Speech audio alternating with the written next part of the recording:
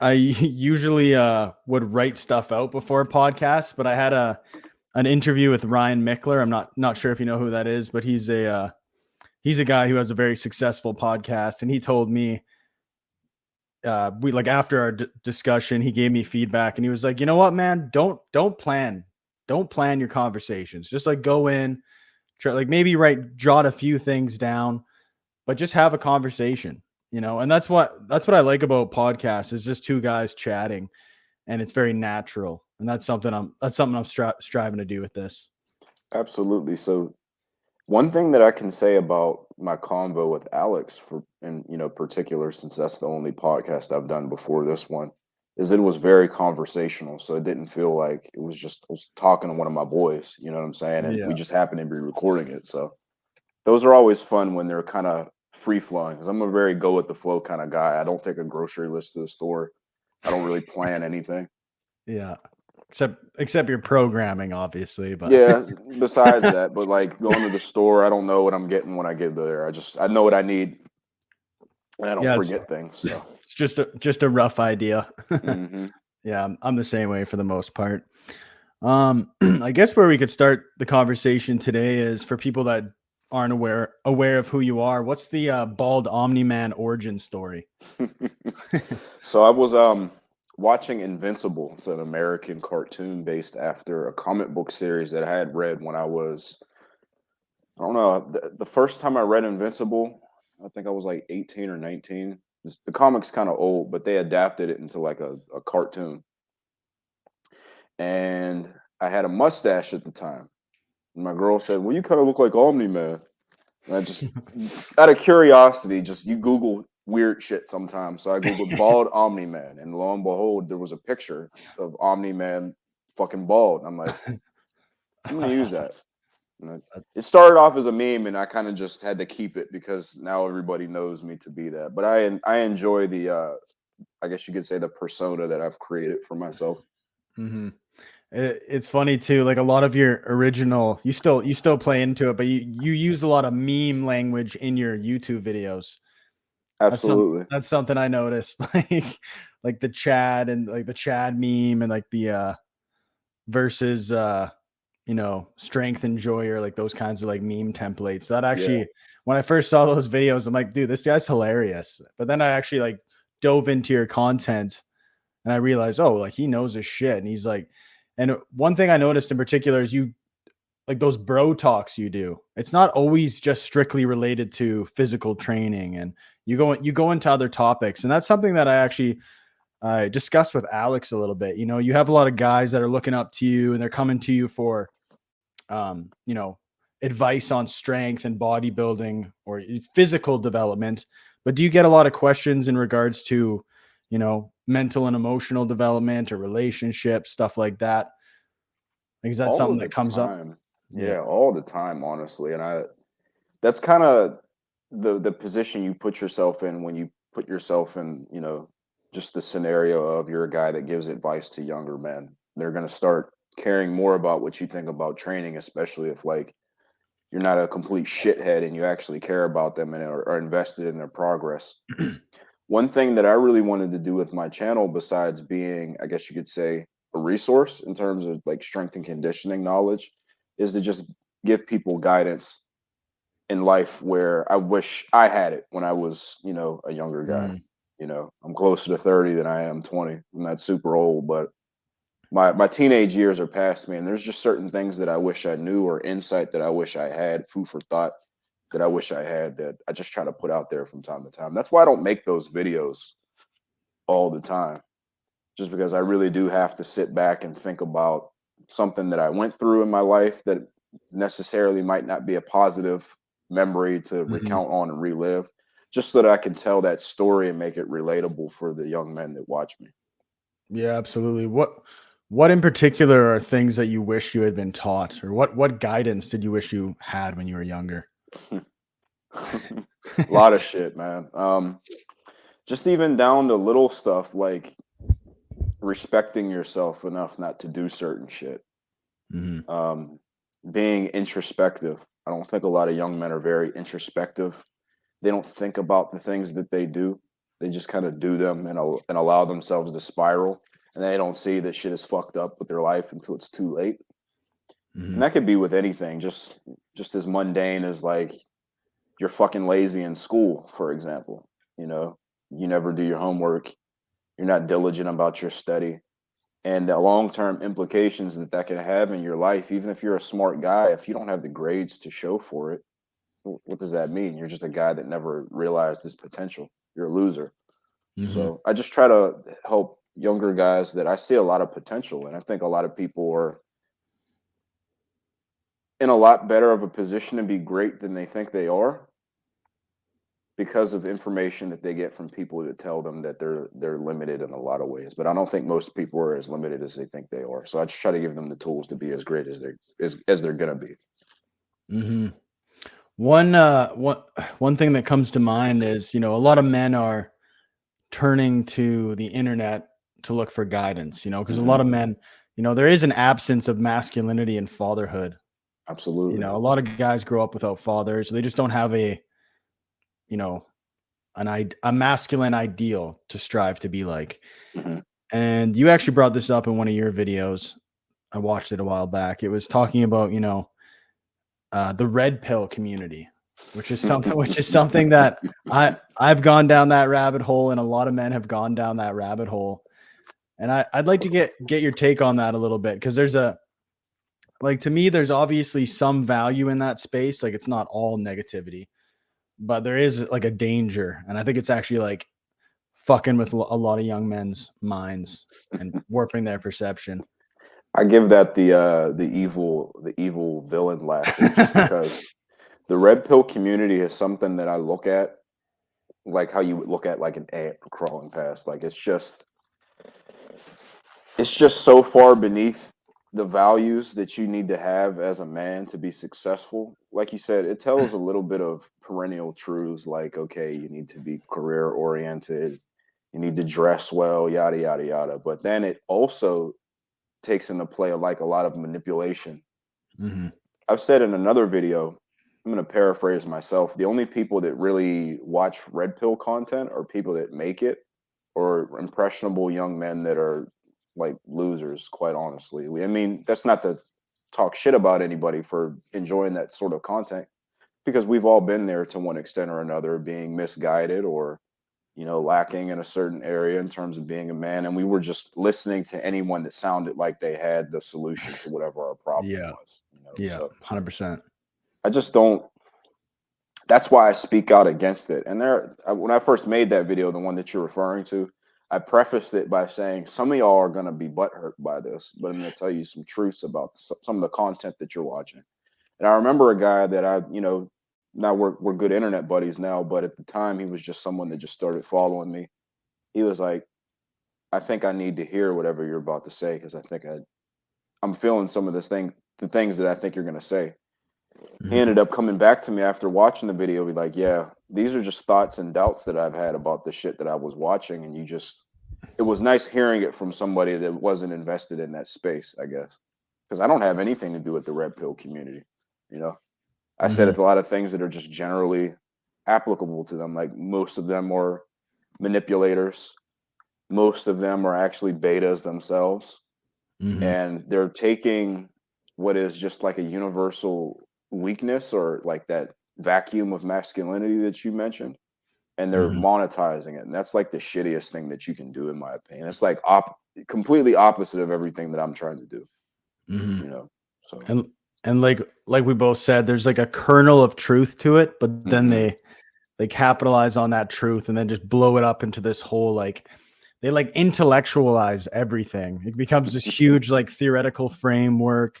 And this is why you can't get laid. And they go into like this like fucking 2-hour video about, and like so I did, like, I'll be completely honest. Like, I went down that rabbit hole, but it was a very quick experience for me. I was like, oh, this is, I read that book, started listening to that YouTuber, and went down those rabbit holes for sure. So I'm not gonna call out anyone and call them an idiot for doing that. Like, I fell prey to that too, as someone who didn't necessarily have the best masculine role models. And modern culture has its fucking challenges, man.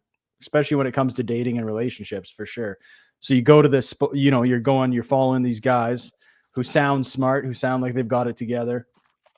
And then eventually I just got to a point where I was like, dude, this shit is soulless. This shit is fucked up. That's exactly what got- it's like fast food content. Like it's fulfilling some sort of like vacuum. Like you're fucking hungry, you go get fast food and then you eat it and you're like, I feel like shit. It's nutritionally devoid. There's nothing in it. Yeah. And especially like one guy in particular who kind of woke me up to it. He made a video criticizing the red pill, and he was just like, the way these guys talk about women, would you want them treating your daughter or your mother like that? And then I was like, oh, dude, like, fuck. That's when it really hit me. It's like, dude, the way that these people create resentment and hatred towards women, it's just becoming like radical feminism for men, you know? That's a good way to put it. So, and I don't know if it was like Plato or Socrates that said the best way to get someone to realize something is to ask them a question that they have to then ask themselves. So then you ask them a question like the one that you posed to yourself, like, would you want someone to talk about your mother or your daughter or your sister that way? And you're like, damn, I guess these dudes are fucked up. Yeah.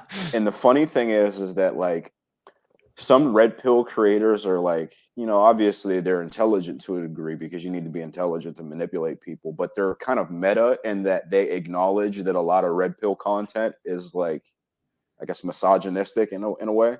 And they try to say, oh, well, we don't hate women. We just understand female nature. You can't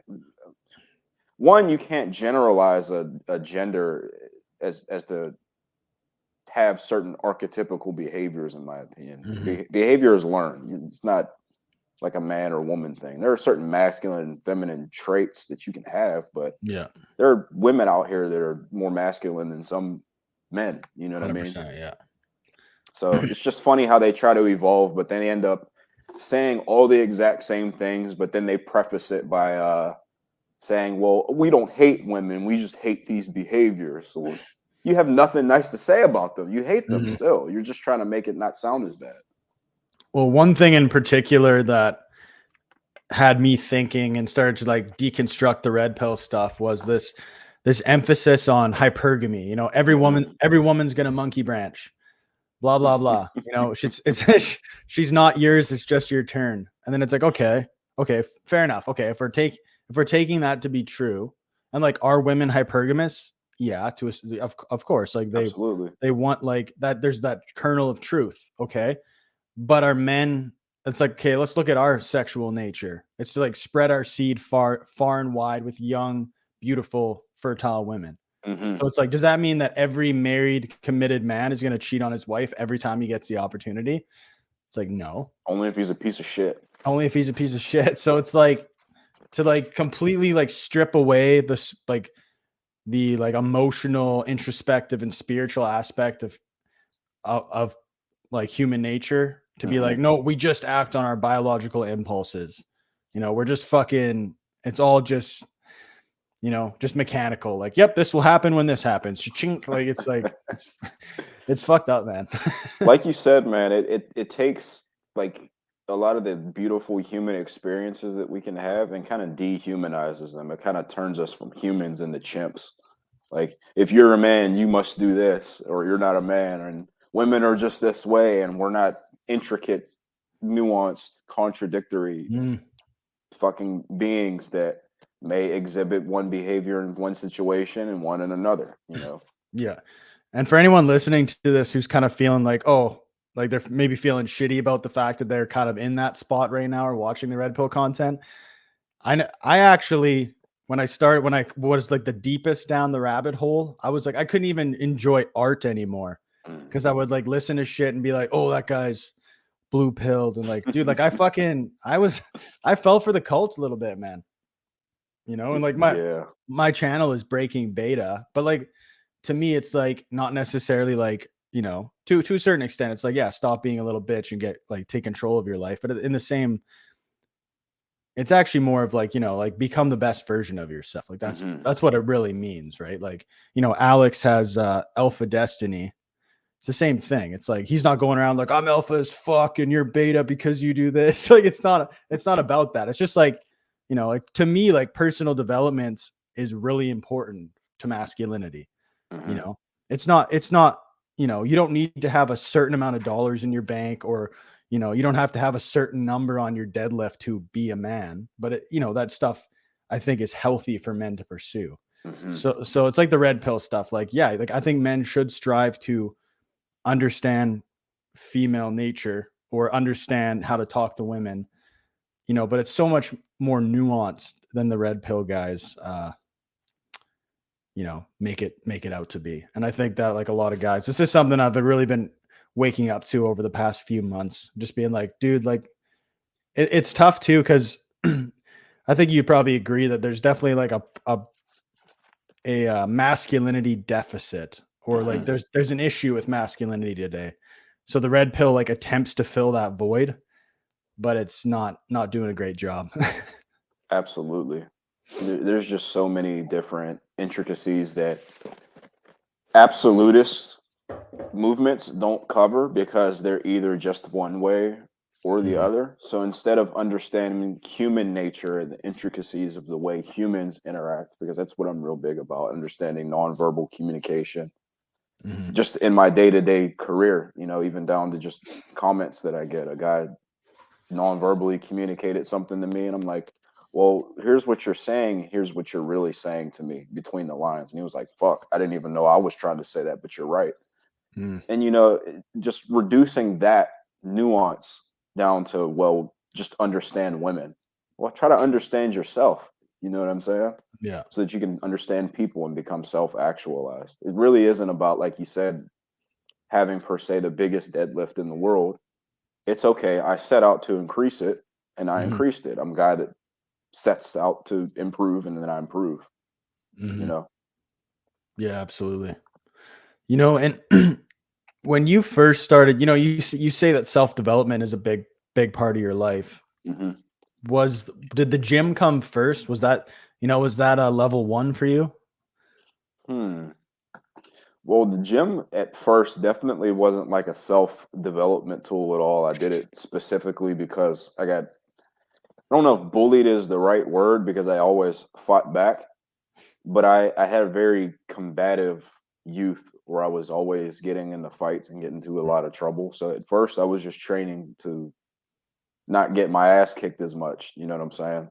Yeah, fair. And then as I continued to train, it just honestly just became something that I do, like brushing my teeth or eating. I think Arnold Schwarzenegger said something similarly where it wasn't really ever about improving so much as that this is just a part of my life. Yeah. I definitely think that it is a tool for people to start off with, setting smaller goals and then keeping yourself accountable and then achieving them, and then that'll help you laterally just be good at other things in life. So okay, Mhm. apply the same logic and steps and principles to going to school or talking to a chick that's hot or some shit like that, whatever you want to do. Yeah. Yeah, well, there have been times, the gym's been a part of my life for a long time, Hmm. but there are times where I was just kind of going through the motions. Like going to the gym was just something I did, Hmm. and wasn't necessarily like a part of some grander vision to be a better person. Hmm. But now, contextually now I see the gym as like a place where like, if you get your physicality in order, if you feel better. I know that you've had a like a drastic injury with your back. Well, Hmm. I didn't break my back, but I had chronic back pain Hmm. for pretty much like 3 years. It was just this nagging low to mid back pain that fucking just turned me into an asshole. Whereas like every day you're in pain and your energy levels are low, and you become a different person when your physicality isn't in order. Like your physical body is hurting. And for me, like getting in the gym and fixing that, addressing that, feeling stronger, feeling better, just like you raise the frequency of your existence, and then you in turn can be a better boyfriend or husband or father or whatever you're aspiring to be. Absolutely. If you feel like a winner, you'll start to give off more of like a positive vibe, like you said, like you'll start to feel better and better about yourself. I think that for me, training isn't necessarily something that I use to set goals for myself anymore, but it's hard to explain. I've never really verbalized this, but it's kind of like how a monk meditates or does whatever levitating shit that they do, you know. Training is like that for me. So like when Yeah. I train, I've even told my woman like I don't like when you call me when I train because it's hard for me to explain, but this is something that I use to center myself. Mhm. You know what I'm saying? So I think if you can get to a point where now you've started with training and you've implemented it as a goal achieving instrument or whatever you want to do to help yourself feel like a winner, if you can get to the point where you're kind of like Zen monk mode, that's Mhm. where I feel like you can make the best gains in your training because you're not necessarily committed to outcomes more than you are the process. That's how it is for me. Like if I can employ like a consistent process that, you know, is giving me results as a result of that, that makes me feel a lot better than just training just to get stronger per se, more Mhm. so than just enjoying a process that I know will get me stronger. Mhm. Just to Yeah. talk a little training. Yeah, totally. Well, that's like mindfulness around train. It's like a mindfulness practice. Hmm. Yeah, no, I totally feel that. Is there anything that you do aside from training that kind of like puts you, you say grounding? Is that kind of the main thing that grounds you, or is there other things that you do? Because there's times like personally where I'll I'll kind of feel like um in like the social media age, you're always checking your phone, and then you're bombarded by stimulus, and sometimes it's like hard to be present, even with training. Like you'll be in the gym, but you won't be fully present. But the days that you are fully present, like you said, like I agree, like those are the days that you make the best gains. You push through. Those days when I feel like I just need to, I guess, improve my mental acuity, they don't come very often anymore. But at a point in my life was very chaotic. So something that I did, this was around 4 or 5 years ago.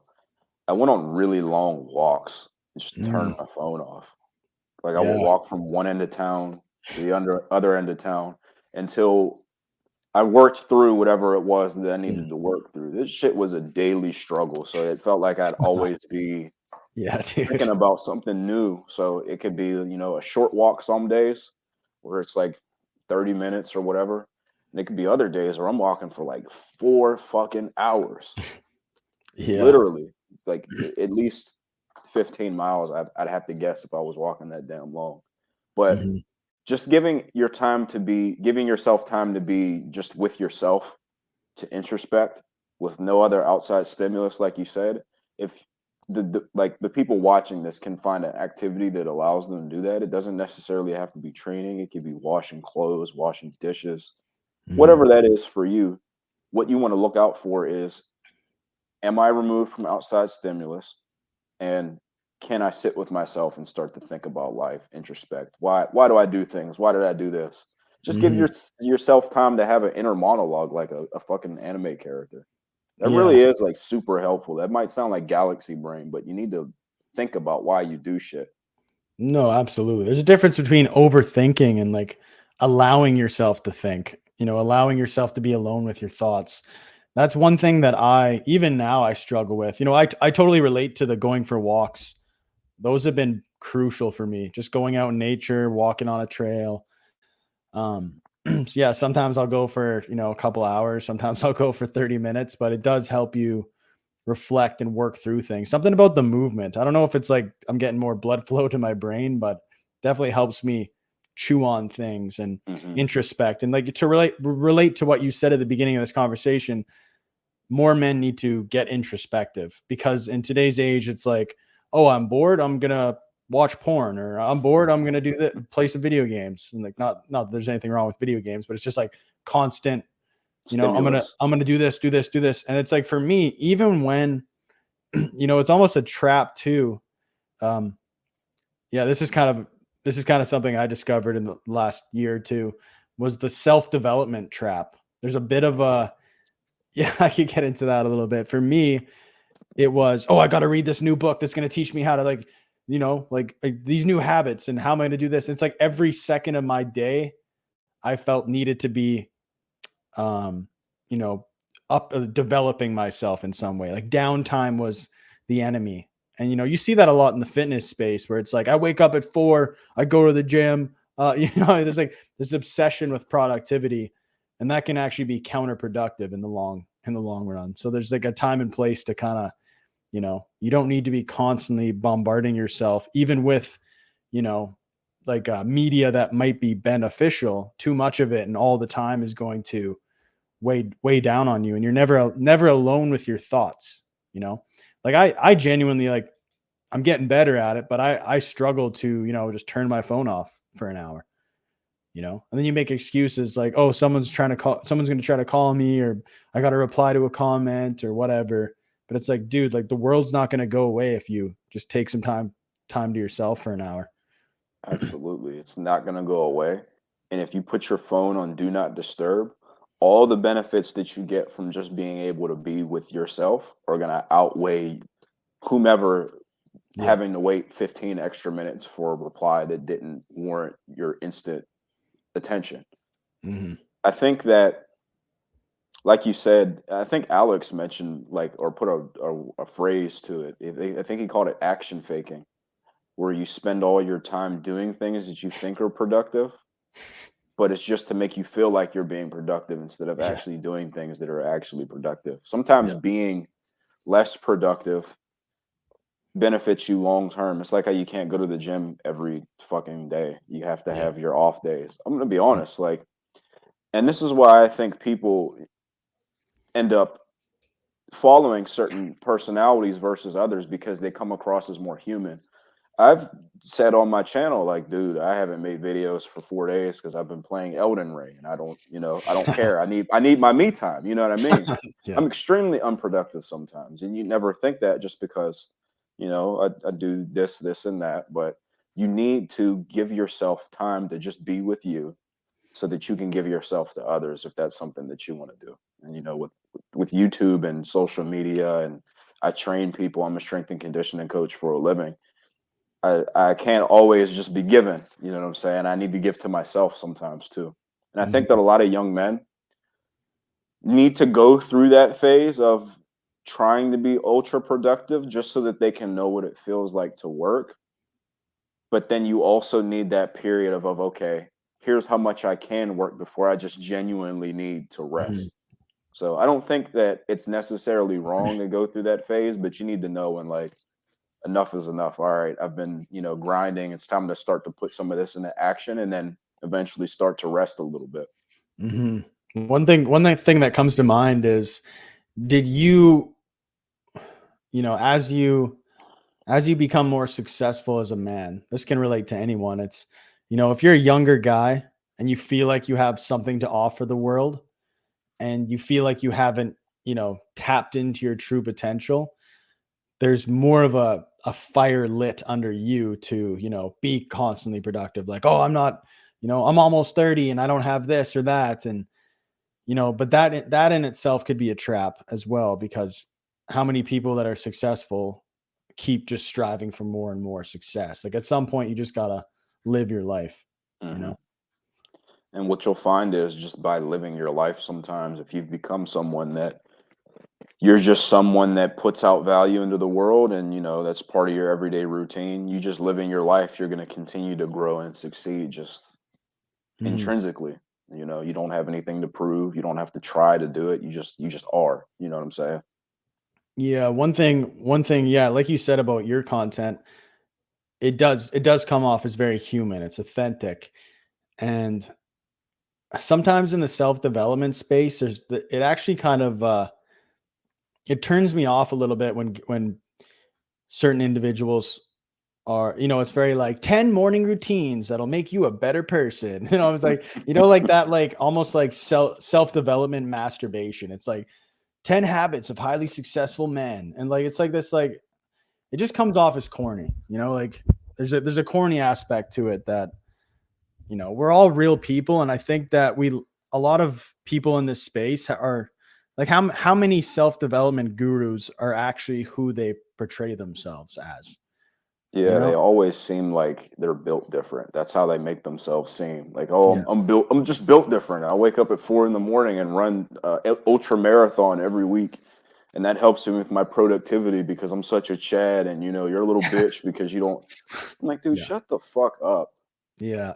I've been, Seriously. yeah, I've been trying to figure out how to kind of get my message across. I've been kind of thinking about that a lot recently because like I don't come on social media and share, you know, the struggles and like, man, I'm going through shit that no one knows about. I'm not going to come out here and fucking, you know, talk about my relationship drama or, you know, whatever shit that's going on in my head that I'm dealing with.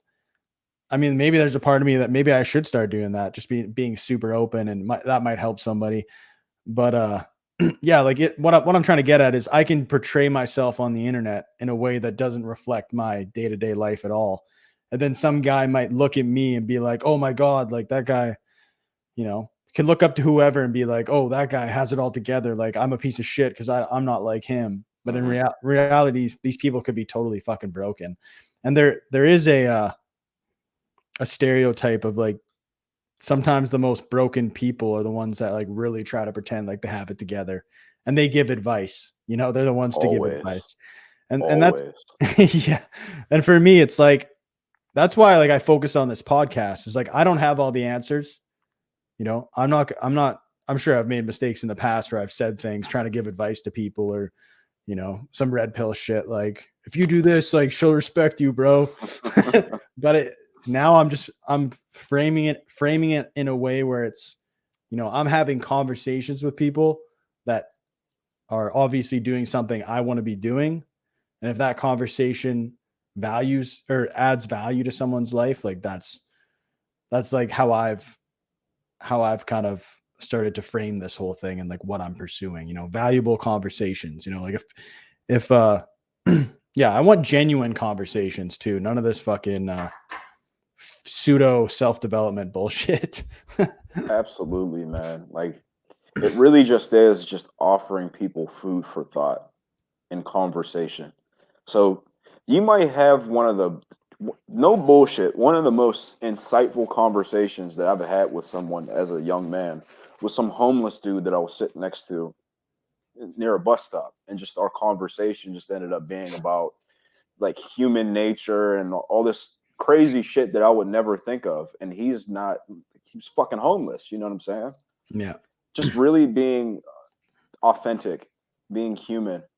I have my moments where, like the whole Gaines Goblin thing. Like, I make memes about it, but you don't actually talk to your girlfriend like that. You don't call them a Gaines Goblin. I have one. Yeah. It's a meme where it's like, you follow my advice on calling your girl a fucking Gaines Goblin. And on Spider-Man, when Mary Jane like disappeared, he's like, no, like shit like that, man. Like, you just need to be real. People respect realness, and it's creating a platform for people to have those real conversations is very valuable to young men, in my opinion. So I do commend you for that. This is going to be something really huge for people to go back and listen to and get all these different perspectives, because some things that I'm very convinced are true, someone else at some point that you have a conversation with may be like, no, that's fucking wrong. This is what I think. Yeah. Just getting those different viewpoints will allow people to take what they want, discard what they don't. Mhm. And yeah, for me, it's like I don't know about you, but if 2 years ago, I'm not the same person I am now, and I'm Absolutely. constantly going through these evolutions. You know, I could look. You know, this can serve as like a you know, a journal entry. You know, you see where you were at when you had this conversation. You know, 5 years from now, I hope to God that I disagree with some of the stuff I'm saying today. Oh, 5 years from absolutely. now, Yeah. you You should know, because always want to strive to be a different person, like you said, grow. you're. So yeah, that's why I think, you know, having these conversations, talking things out and being exposed to new ideas that challenge you, Hmm. you know, not just like living in an echo chamber. Cause You know, if I was never, let's go to physical training. Like there were tons of times like where I fell for some stupid shit when it came to training. And I remember someone would tell me something that was actually correct, but at the time I wasn't ready to hear it because I thought they were wrong. I'm like, no, like my ego kind of got inflamed from them trying to correct me on something. But eventually I opened up to it. I'm like, actually, yeah, you're right. Like that is correct. And then I implemented their idea and like, oh shit, like now I'm making gains or now I'm making progress.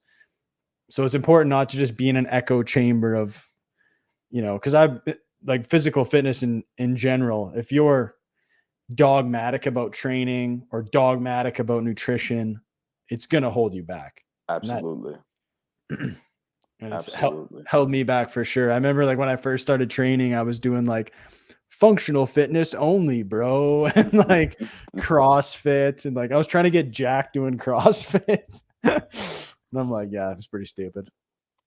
Yeah, man. I can think back to like I'm always someone, and this is like important to like just be like the important trait to have as a man is to always be confident in yourself and feel like you're the shit and that you have the answer no matter what. Because the answer for me now isn't what it was then, but like it's always served me, I guess is what I'm trying to say. But like I can Yeah, look back yeah, in the past and be like, I thought I was the biggest Chad 5 years ago. Look back and you're a little bitch. yeah, I'm way cooler now. And then 5 years from now, I guess I'll think similarly. I hope. I don't know. yeah. But like you said, there should be growth there. Like what you Mhm. think is the way is not the way for you forever. It shouldn't be because you learn new shit. Yeah, and you got to ride the line of like being confident where you're at and then still being like open to grow. Because if you're like, oh, I don't have any answers, it's like, no, I know some shit. Hmm. You know, I've grown up. I know how to do some shit. But at the same time, just being open to other ideas, you know, like be confident, but be open. Absolutely. And don't feel like you have all the answers either because that low key to me communicates non-verbally that you know that you don't know anything. So you're very hard-headed in admitting that you don't. So you feel like your answer is the answer for all time. Mhm. That to me is admitting that you don't fucking know anything at all. Because if you knew anything, you'd know that you know nothing. I know Mm. that sounds galaxy brain, but that better make sense to the people listening. Yeah, absolutely. Like, especially when it comes to training, when I was, you know, just a year or two into training, I felt like I had all the answers. Like, oh, I know everything. And now the more I know I don't know. Hmm. You know, and it's interesting. How long have you been training for? Well, I have been like exercising and being physically fit for, I guess you could say since I was 14. But different periods of my life would look like me doing different things in terms of just being in shape. So for a long time, it was calisthenics. Mm. Then for a long time, it was like long distance running. And then in the past 5 years or so, guess you could say, were like more weight training. But then even how I approach that would be different. So about 10 years, but I've explored a lot of different ways of being physically active and physically prepared and things like that. I think low key, my favorite period, I love lifting weights. I love what I do now, the way that I lift weights now. But low key, my favorite period was the long distance running, just because like the runner's high that you got from it was really Yeah. nice. Yeah, absolutely. Do you still implement running in your weekly routine? Not anymore. I really enjoy walking and stationary biking, just because like they let me get my daily activity levels up and they're just conducive to like improving my recovery for training. And then like Mhm. and of course they're like, they help your heart remain healthy and things like that. But if I stopped lifting weights, I definitely would go back to long distance running, especially when I'm like older, like 70, 80, and I have to, downsize the training because I'm fucking old. But Yeah. yeah, my Yeah. first love in terms of training was like long distance running and like calisthenics and stuff. Mhm. Yeah, I'm trying to find a a happy balance between, you know, cardio and weightlifting, like not messing up my recovery, but extracting all the benefits of cardio. And I do weighted vest walking. So it's kind of like you're adding a little bit of challenge to your walking. And that seems to be pretty good. The running, I haven't really noticed. There'll be like a couple times where I've ran and then the next day I'll do legs and I'll feel it in my knees just a little bit. Not like a pain, but more just like my joints are a little bit tired. But yeah, I think it's important to implement some form of cardio because I was pretty much allergic to cardio for quite some time. I thought cardio was going to strip the gains off my frame, and it's kind of something that Alex brought me back to. It's like focusing on cardio, keeping your heart healthy. I know there was a point in time when Alex was doing a lot of running. He was doing, I think, like 10 miles every other day or something like Yeah, that, in that's a addition to lot. his training. Yeah, he was really into that running shit for a while. I think that was in like 2017 or 2018. I've been watching him since he came on YouTube. Yeah, that's cool. All right, man. Well, I got a couple questions related to what I'm doing right now. Okay. And we talked about this last time you were on the podcast, but that podcast didn't work out. So we'll try this again. So it's the whole concept of giga cutting. That term you made up. So I'm actually on a cut right now, and I've been cutting for 6 weeks, and I've lost 6 pounds. So I'm Awesome.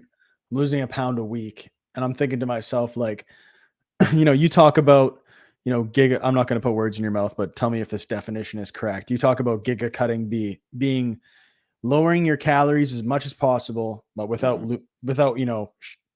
destroying your mood and wrecking your training performance, and just trying to like get the cut over with as soon as possible, sort of thing.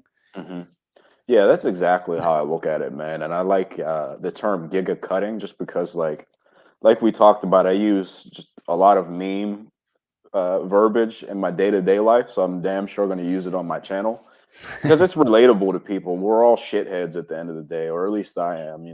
I can be like serious, but I'm also a shit poster too. But giga cutting just essentially is different from person to person. Like I said, you want to look at certain KPIs, like parameters. Like, okay, I subtracted 700 calories, maybe. Well, all right. Well, I can still train. My hunger is not out of control, and I don't feel like shit, and I don't have mental fog. So maybe I can try to decrease a little bit more. And for some people, like that could be like 1,000-calorie deficit. But someone watching this right now would be like, no fucking way. I would feel like a zombie if I did that. Well, I'm not telling you to do that. I'm telling you to lower as much as you can personally, to the point where you're cutting as quickly as possible without feeling like shit. That allows for people to just play into their genetic strong suits, I guess you could say, because a 500-calorie deficit to some people isn't going to feel like really anything. And then to others, because they have, different, I don't know what the term for the chemical is, but there's a chemical that makes you hungry or regulates your hunger levels. Ghrelin or something like that. Ghrelin, some gigabrain term. Yeah. I try not to use those gigabrain terms because I don't know half of them.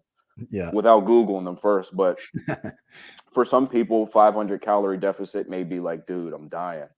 So it just allows people to customize if they know what they're looking out for. And I'm so big on teaching people to think and be present in what they're doing, as opposed to like just blindly listening to something that I say. I think a lot of times people are concerned with getting an answer or following a template and just trusting it more than just creating their own process based on some principles. So that's why I tried to define it loosely like that, so that people can think about it. But yeah, you got it exactly right, man. I get a cut whenever I need to. I never go by the textbook T-Nation prescription of pound per week or half a gram of protein, blah, blah, blah, blah. Yeah. It's not productive for everybody unilaterally. You got to do what works for you.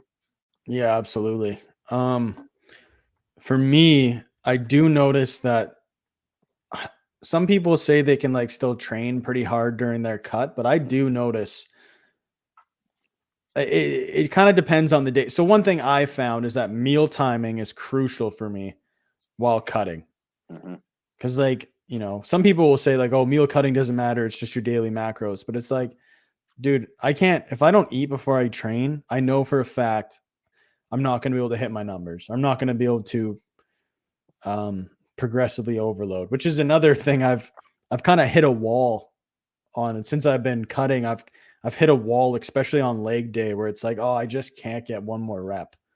And and obviously when you're cutting, you're not going to be able to progressively overload as hard. But do you think at some point you're just pretty much going to kind of stall out and just keep hitting the same session from week to week when you're cutting? Is that perfectly okay? Or should you be like striving to hit another rep every time or adding a set?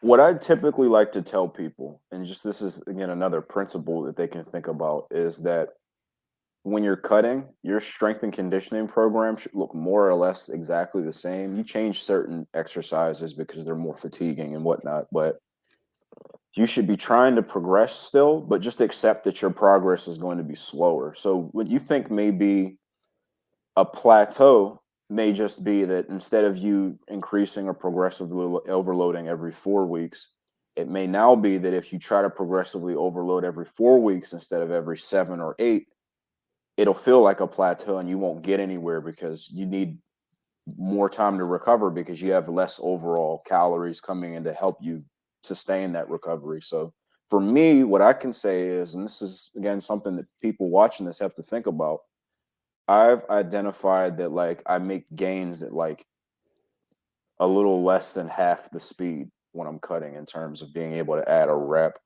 or a set or weight versus Mhm. even when I'm maintaining.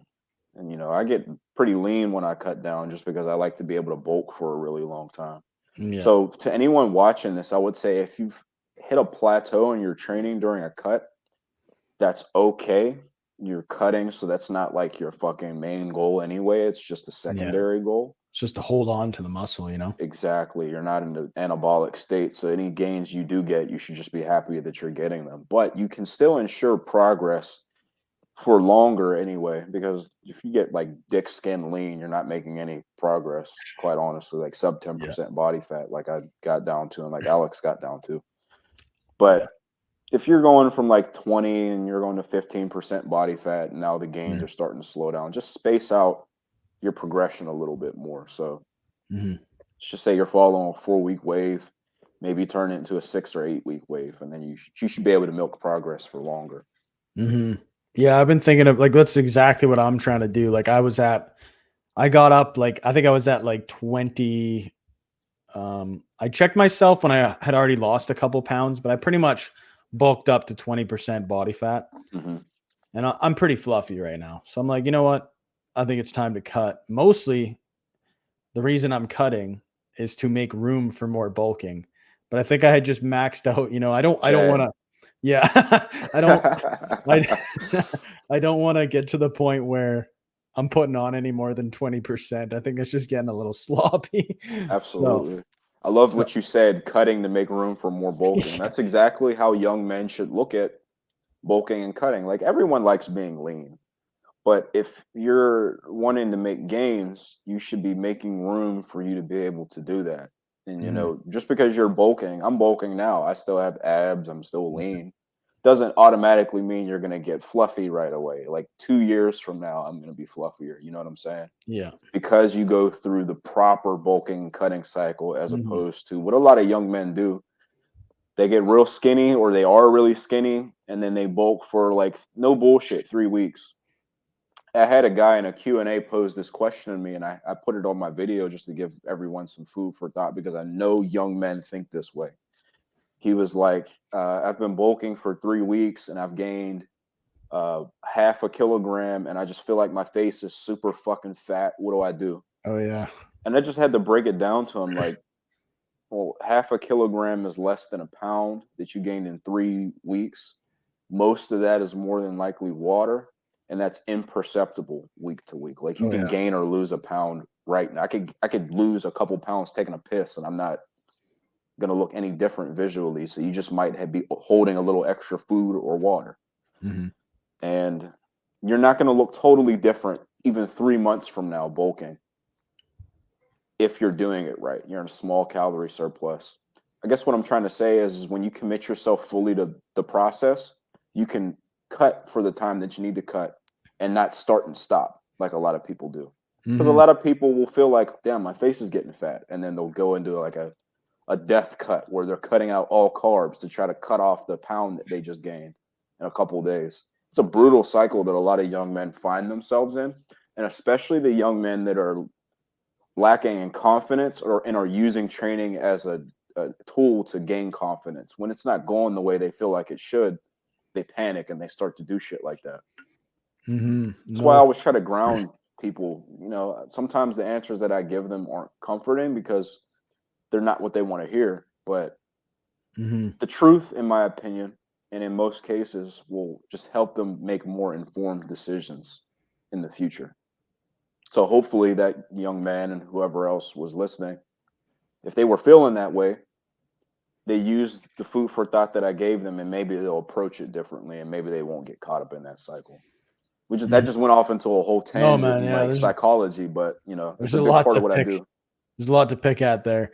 For me, yeah, I started from a very scrawny place. You know, I'm a very naturally skinny kid. Or I was a skinny kid.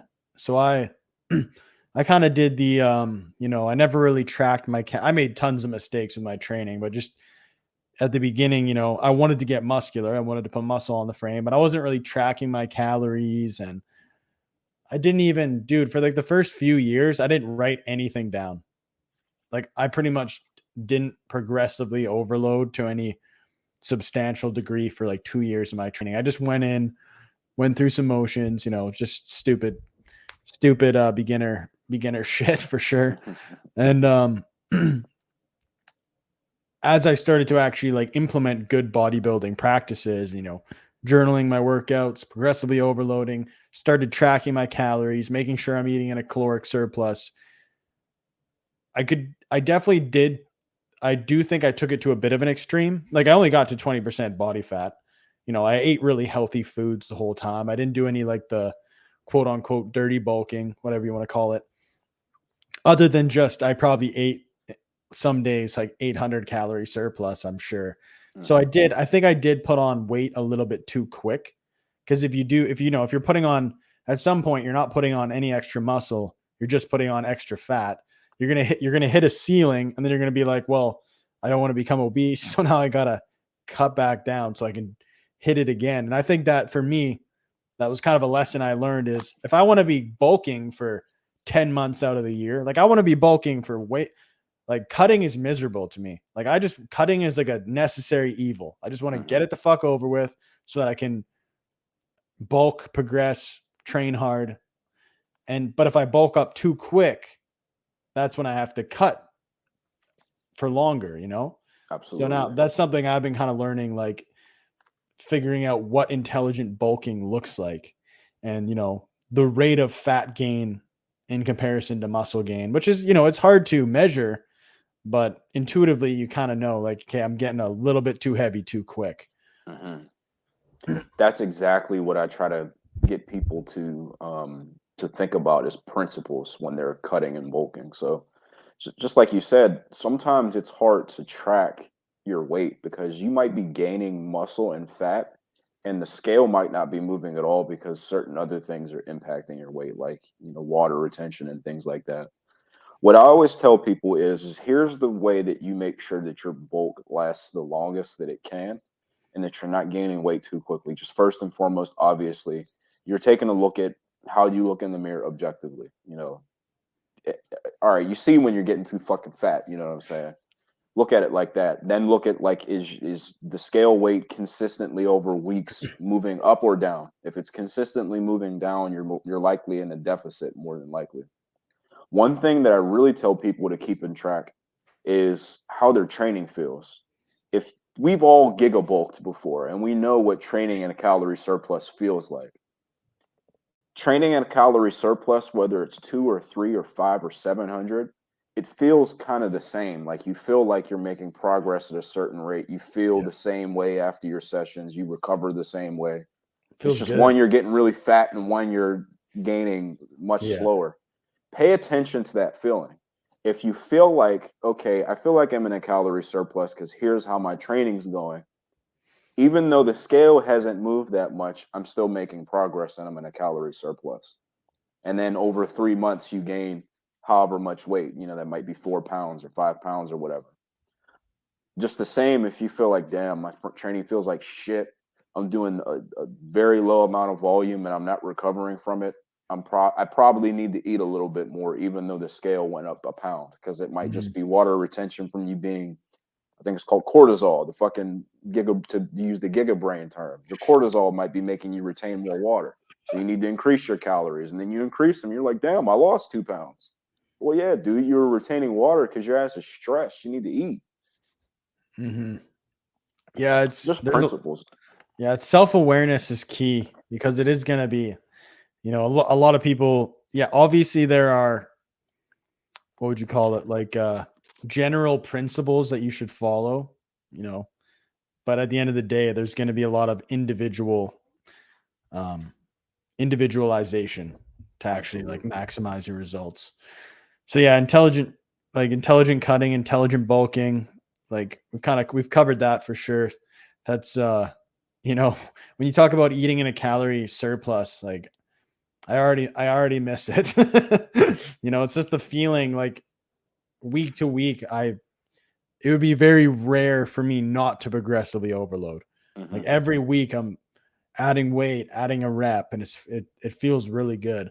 And you're saying that, you know, whether that be a 250 calorie surplus or a 700 calorie surplus, you're kind of getting the same benefit, but one can be detrimental because you're just gaining fat too rapidly. Exactly. That's exactly how I look at it. It's like you said, it's an amazing feeling making fucking gains. You know what that feels like, and that you're going to get that feeling at a 250 calorie surplus or 1,000 or 2,000 calorie giga bulking, turbo bulking surplus. That turbo bulk might actually make you feel like shit, because all those carbs might slog you down if you're the kind of person that, you know, can't eat too much of that before you get sleepy. Yeah, absolutely. All right, there's a few other questions I wanted to jump into. I can't remember if we talked about this last time. I talked about it with Jeffrey. I've talked about it with Alex. It's the whole like biomechanics focused training, this kind of new form of training. I know people have commented on you've already alluded to it in videos and stuff like that, versus just like the tried and true basic compound movements that we all know and love. So for me personally, I kind of like, after kind of understanding like the biomechanics stuff, after following it and kind of implementing some of those movements, you know, staying away from, you know, barbell squats and conventional deads, because those aren't biomechanically ideal or whatever. I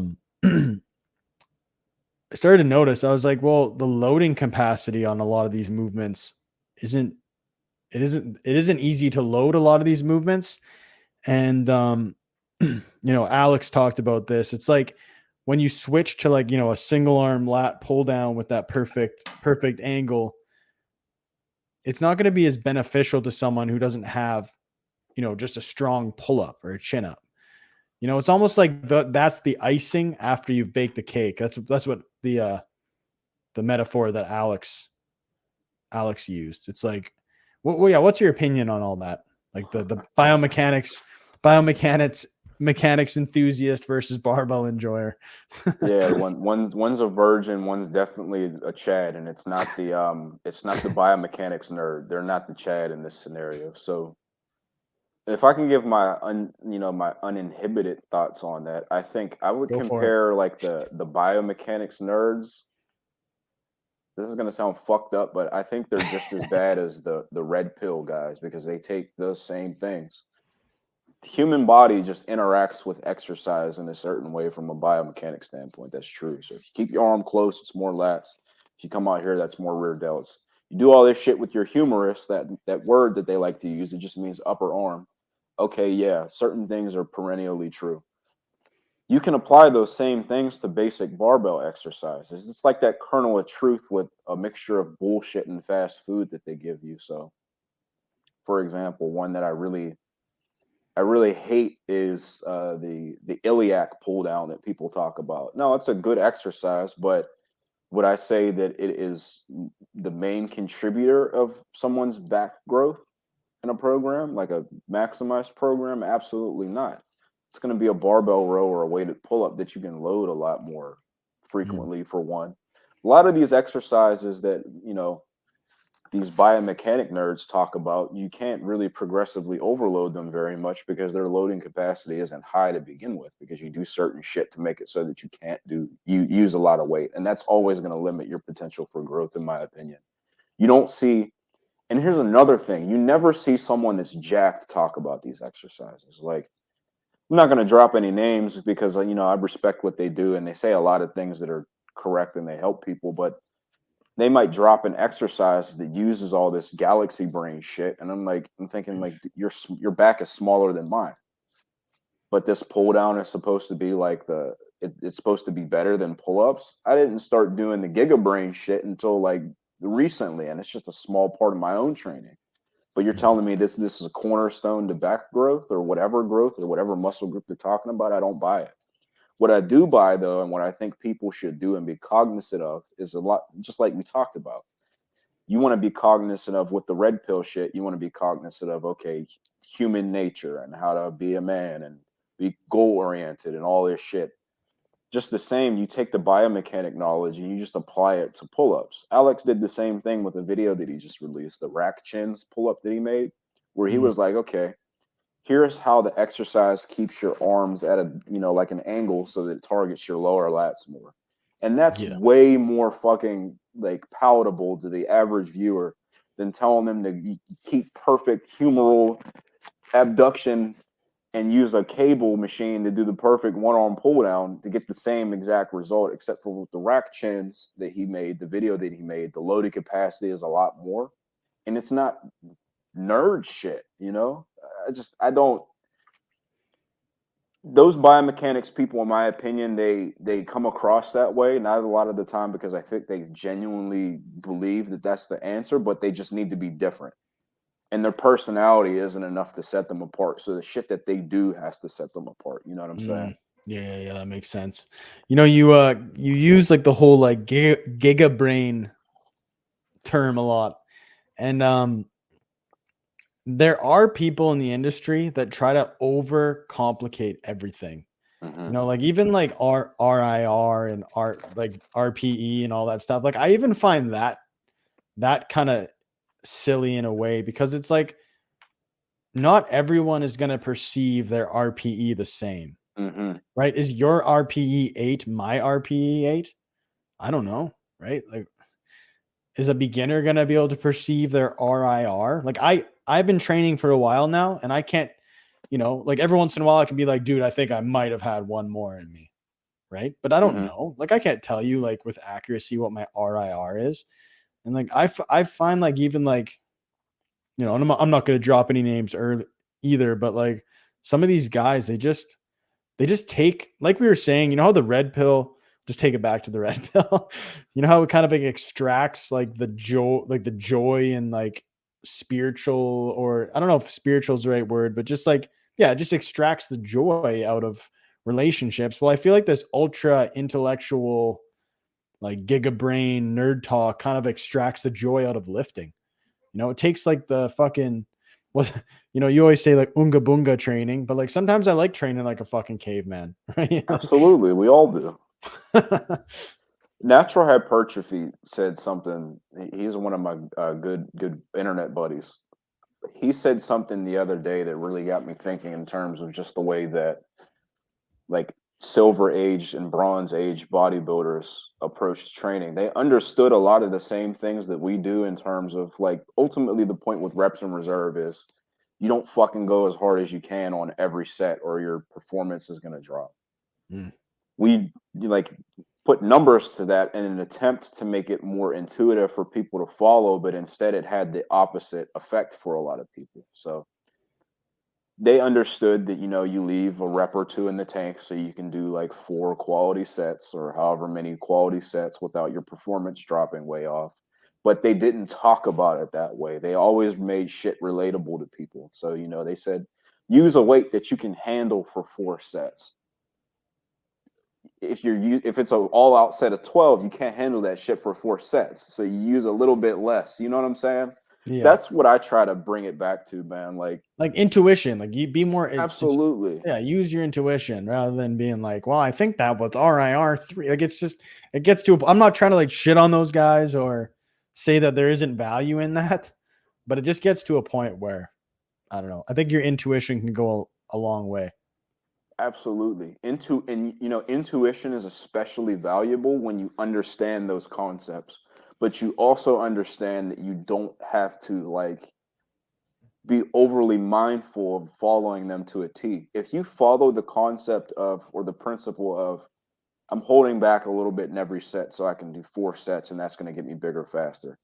You understand like RPE and all that. You're just implementing it in a way that's intuitive. You're following your intuition.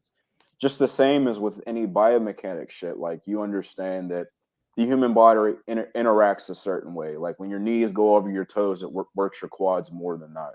Okay, I'm just going to implement exercises that work that movement pattern, but I'm not going to think about it too much. And I'm just going to understand these principles and implement them. Mm-hmm. I always want to bring people back to like, you got to be mindful of what you're doing. You need to understand a little bit of shit to know what you're doing, because that's why people don't make any progress. Far be it for me to say, like, you can literally just train like a caveman and get stronger. You can to a point, but after a while, you're not going to be able to go anywhere. Yeah. And they remove that truly educational part that you have to reach with training by just making it seem like so fucking esoteric and so complicated. Like they'll use every word that they can use to just sound smart. Like I don't use any of those words. Do I understand what a humerus is? Yeah. Do I understand what transverse abduction is? Yeah. But am I ever gonna like explain something like that using those words without making fun of them? Because something that I like to do is, this is just really a fucking nerd way of saying blah, blah, blah. And here's the real term, but here's what like I always try to ground people in that, like, dude, we're just trying to get jacked and stacked and fucking ripped. No one cares about your fucking transverse abduction. Just do the exercise, dude. Yeah. No, I appreciate that for sure. Yeah, like you got to keep the caveman. You got to keep the caveman elements in. And also, yeah, there's definitely a balance, because there's certain people that want to, intellectualize it or just take it to that gigabrain level. Then just because they enjoy it, and there's nothing wrong with that. But for most people, it's like you kind of alluded to the fact that a lot of these guys that are very like cerebral about it, they usually don't look like they lift. Absolutely. Yeah, that's funny, man. Cool. All right, dude. Well, we're over an hour. We've covered a lot. I guess I would like to talk about exercise selection a little bit, because you made a tier list not too long ago. Mm-hmm. And I completely disagree with it. No, I'm just kidding. I agreed with a lot of it. Cool. We were talking about, biomechanics, obviously that's relevant. And what I've been doing is I've been, if I have a goal for a specific exercise, Mm-hmm. I'll still use, like, let's say like back squat, for example. If I'm trying to like make that more quad dominant, I'll, elevate my heels. Or if I'm doing a deadlift, instead of doing like a conventional deadlift, I'll do an RDL or a stiff legged deadlift for hamstrings. Mm-hmm. There's ways of like tailoring the basics to be more biomechanics friendly. Absolutely. And then, it really just is simple. It's as simple as just picking a movement that's doing what you want it to do and not thinking too much about why it's doing that, and just making sure that you use good form and you're using a variation that is just generally going to do what you need it to. Because a lot of guys that don't really know anything about training and they're just getting into it, they want to use that exercise tier list that I made, because it's mostly for like newer lifters or more, people that are just getting to know shit. It has to be palatable to them, so if you tell them that, okay, this exercise does this, and as long as you do use good form, here's what it's going to do for you.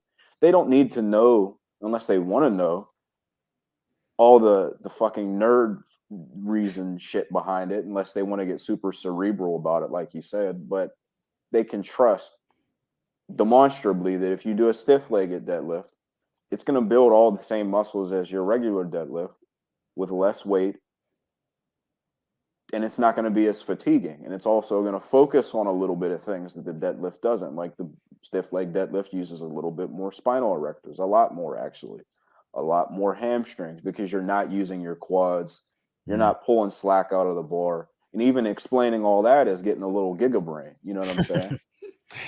Yeah, just take my word for it.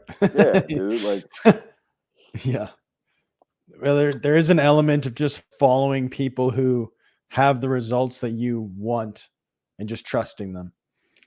that's the balance of it. And that's something that I talked a little bit about with Alex, is that, like, as much as we look at people who like take steroids, I don't know what your opinion on that is, but a lot of people take a lot of drugs and they look really good, but then their training and their advice is shit, and then they're shitty people.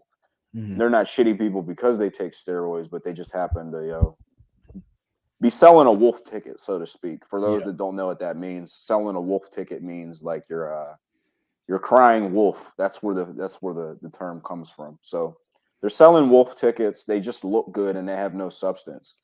But as fucked up as that is, you still have to have an element of physicality to you for people to trust you in this space. For sure. Yeah. Absolutely. So you can't be one of those nerds that are a beanpole and tell me that a stiff leg deadlift works your back. Okay, where did it work your back for you? You're fucking twig. You know what I mean? Yeah.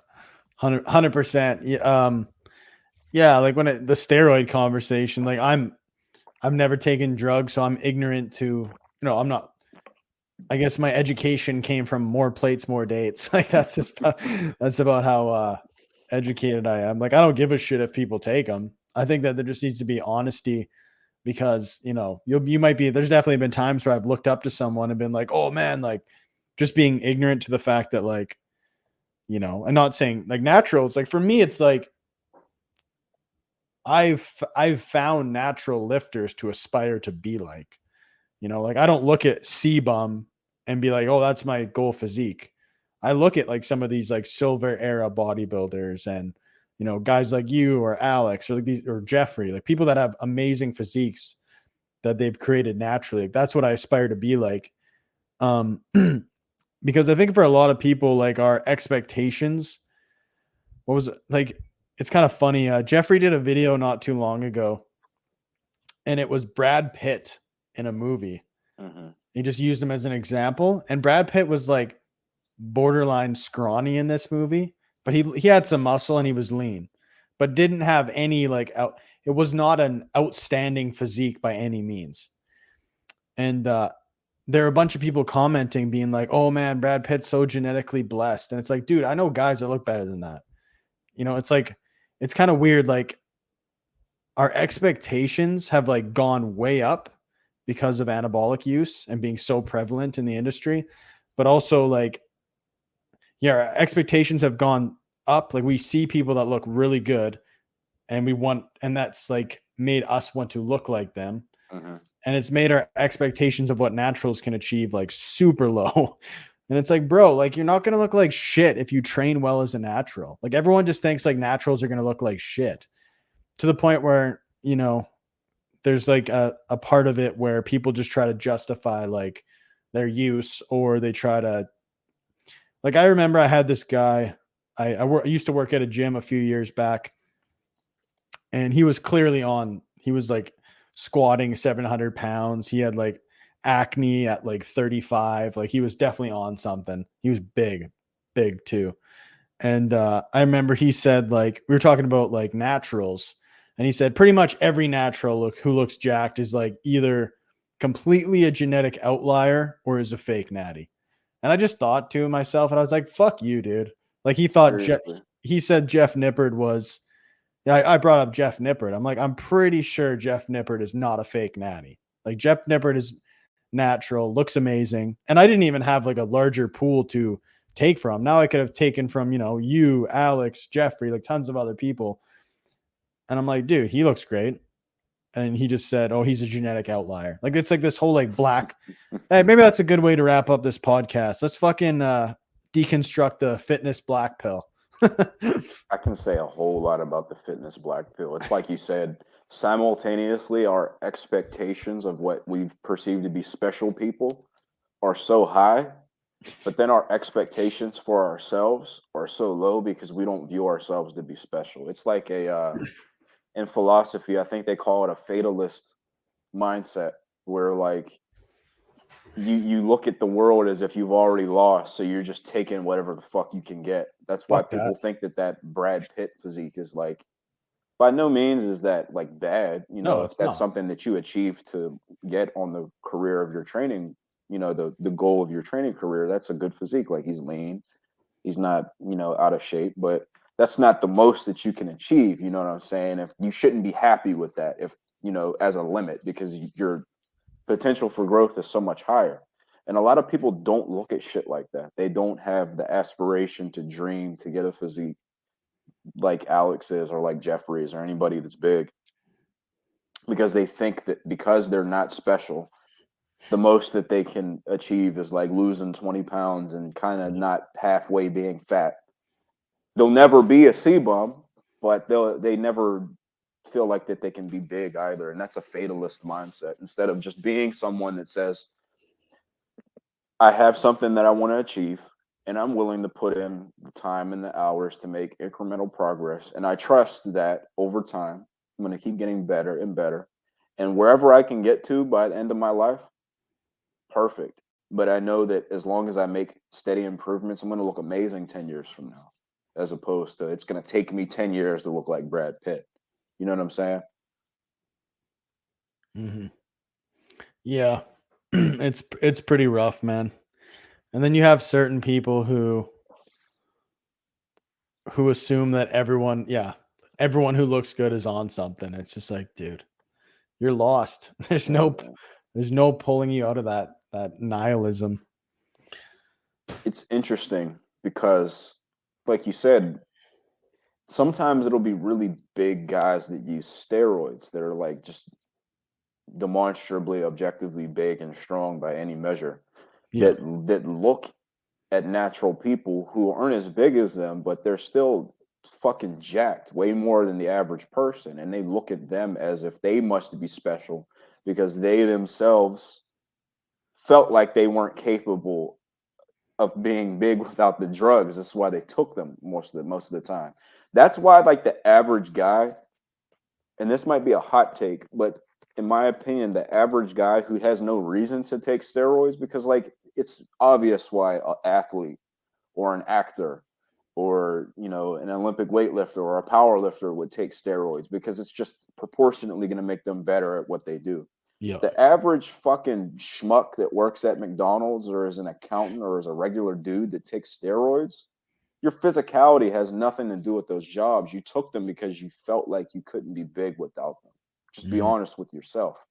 So then perfect explanation as to why that jacked dude who squats 700 pounds would look at someone like Russell Orhe, who's fucking natural and jacked. He squats more than 700 pounds. He would look at him and say, there's no way he's not on drugs. Mm-hmm. There's no way he's not on steroids. It's just a defeatist mindset, and it doesn't necessarily have to do with people being big or not, because there are big people that have that mindset. But they couldn't achieve it on their own. That's why they feel that way. Hell yeah, man. All right, buddy. Well, that's probably a good place to wrap this up. That was a good chat. If you just want to let people know where they can find you, that'd be great. I'm Bald Omni Man. If you see me somewhere other than YouTube or Instagram, it's not me. Cool, man. Well, I really appreciate you taking the time to speak with me today. Absolutely. It's been a pleasure, bro. Yeah, you have a good rest of your day. Have a better one.